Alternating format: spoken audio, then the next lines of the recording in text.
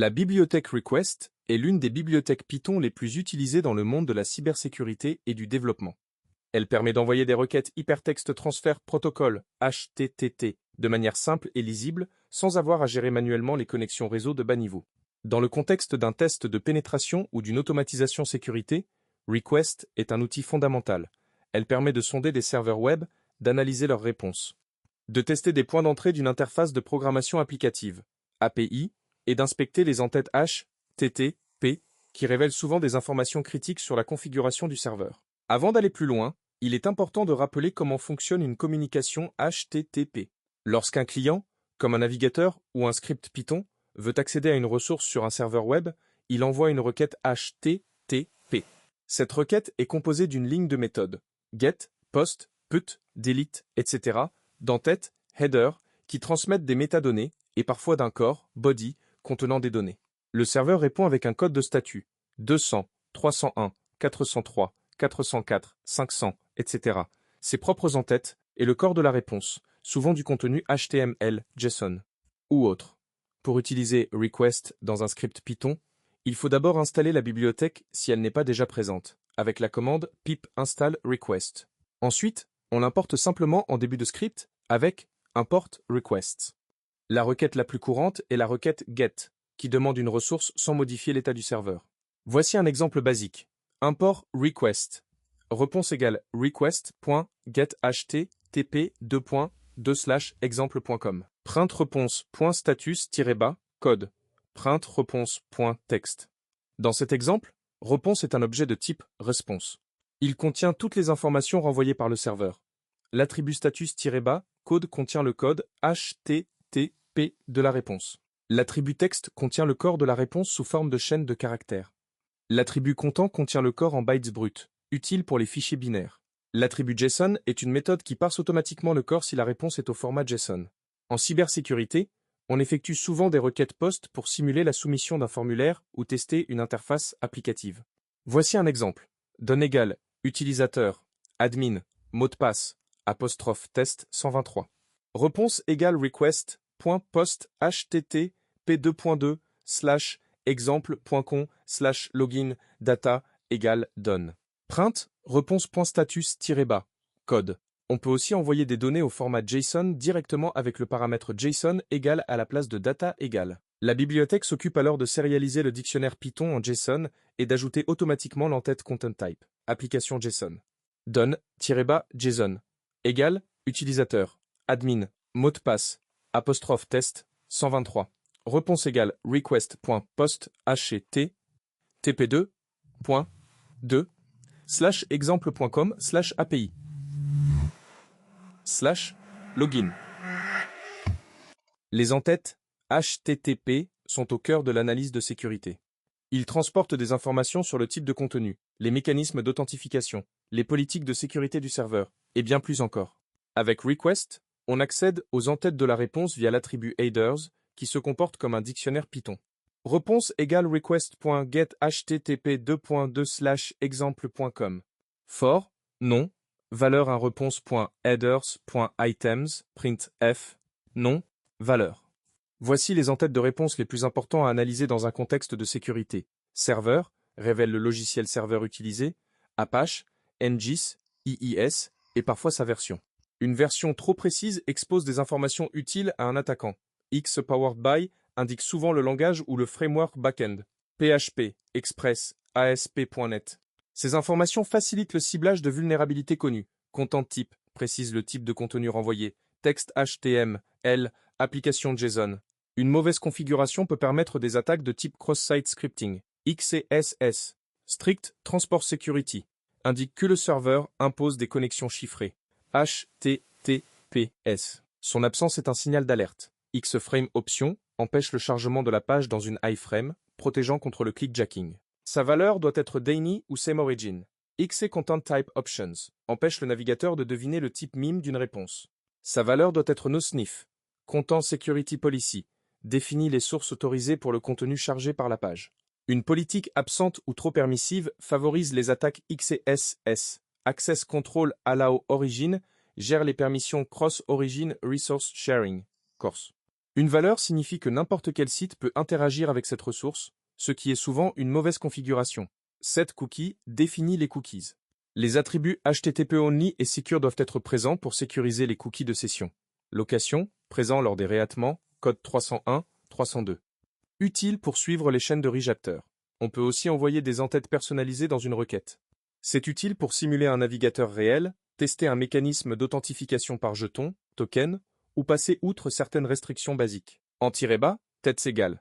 User Agent, Mossal 5.0, compatible. Manscriptpant 1.0. Authorization, bearer, mancheton secrète. Accept, application JSON. Réponse égale requests.get http:/exemple.com/api/don headers égale en -bas tête. L'entête User Agent est particulièrement intéressant. Certains serveurs filtrent les requêtes selon cette entête. En le modifiant, on peut parfois accéder à des ressources qui bloquent les scripts automatisés. La gestion des sessions est un autre aspect essentiel. Dans un test de pénétration, on a souvent besoin de maintenir une session HTTP entre plusieurs requêtes. Par exemple, se connecter puis accéder à une page protégée. Request propose l'objet session pour cela. Session égale request. Session. Session.post http:// exemple.com/login. Data égale utilisateur, admin, mot de passe, test. Réponse-bas, protège égale session.get http:// exemple.com/tableau de bord. Print, réponse-bas, protège.text. Avec un objet session, les cookies sont automatiquement conservés et renvoyés à chaque requête suivante, ce qui simule parfaitement le comportement d'un utilisateur connecté dans un navigateur. On peut inspecter les cookies reçus via l'attribut cookies de la réponse ou de la session. For cookie in response.cookies. Print fnom cookie.name, valeur, cookie.value, secure, cookie.secure, http only, cookie.asNonStandard http only. La gestion des réintellients est automatique dans Requests par défaut. Si un serveur redirige vers une autre URL, request suit la régémation. Pour analyser la chaîne de ReInPC, on désactive ce comportement et on examine l'attribut history. Réponse égale request.get http://exemple.com. Allow-redirects égale true. For étape in response.history. Print for direction.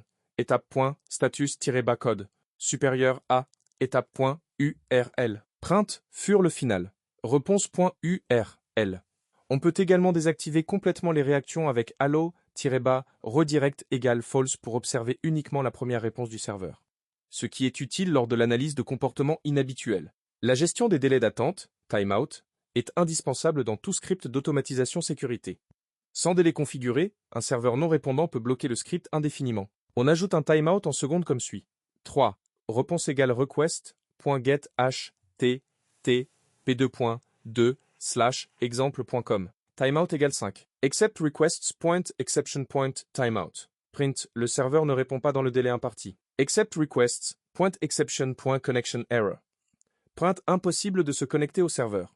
Les exceptions courantes à gérer avec requests sont requests.exception.timeout. Le serveur n'a pas répondu dans le délai fixé. Requests.exception.connection error. Problème réseau ou serveur inaccessible. Requests.exception.http error. Lever manuellement, après vérification du code, http avec réponse.riseforstatus requests.exceptions.toManyRedirect. Trop de réactations successives. La méthode raise4status est très pratique. Elle lève automatiquement une exception si le code de statut http indique une erreur. 4xxx ou 5xx. Réponse égale request.get http://exemple.com/page inexistante. Réponse.raise4status dièse. Lève une HTTP error si le code est 404, 500, etc. Dans un contexte de test de sécurité sur des environnements de laboratoire, on est parfois amené à ignorer les erreurs de certificat SSLTLL. Par exemple, sur un serveur de test avec un certificat auto-signé. On peut désactiver la vérification avec verify égale false, mais cette pratique ne doit jamais être utilisée en production. Réponse égale request.get https://serveur test local. Verify égale false. Request affichera alors un avertissement. Pour le supprimer dans un script de test, on peut utiliser la bibliothèque MAFAT3 et désactiver les avertissements. Mais encore une fois, uniquement en environnement de test contrôlé. Pour analyser automatiquement les entêtes de sécurité d'une cible, voici un exemple de script complet qui vérifie la présence des entêtes critiques. Import request. Entity égale strict transport security. XC frame options. XC content type options. Content security policy. Access control allow origin. Réponse égale request.get http://exam.com. Timeout égale 5. Print code de statut. Réponse.status-bas code. Print server. Réponse.header.getServer. Non communiqué. Sich point 9. Print / inversé. Analyse des entêtes de sécurité. Visage en larmes de joie. For en tête 1 anti-sécurité. If en tête 1 réponse.headers. Print fef présent en tête. Réponse.header en tête. Else print f absent en tête. Potentielle faiblesse de configuration. 104. Ce type de script est directement réutilisable lors d'une phase de reconnaissance passive dans un test de pénétration. Il permet d'identifier rapidement les mauvaises configurations de sécurité sans envoyer de trafic suspect ou agressif vers la cible. Enfin, il est important de noter que Request ne gère pas nativement le JavaScript. Si le site cible exécute du JavaScript pour générer son contenu, les réponses récupérées seront le contenu HTML brut sans rendu dynamique. Pour ce type de besoin, on utiliserait d'autres outils comme Selenium ou Playwright. Dans le cadre de l'automatisation sécurité et du test d'interface applicative pure, API, Request est pleinement suffisant et reste l'outil de référence.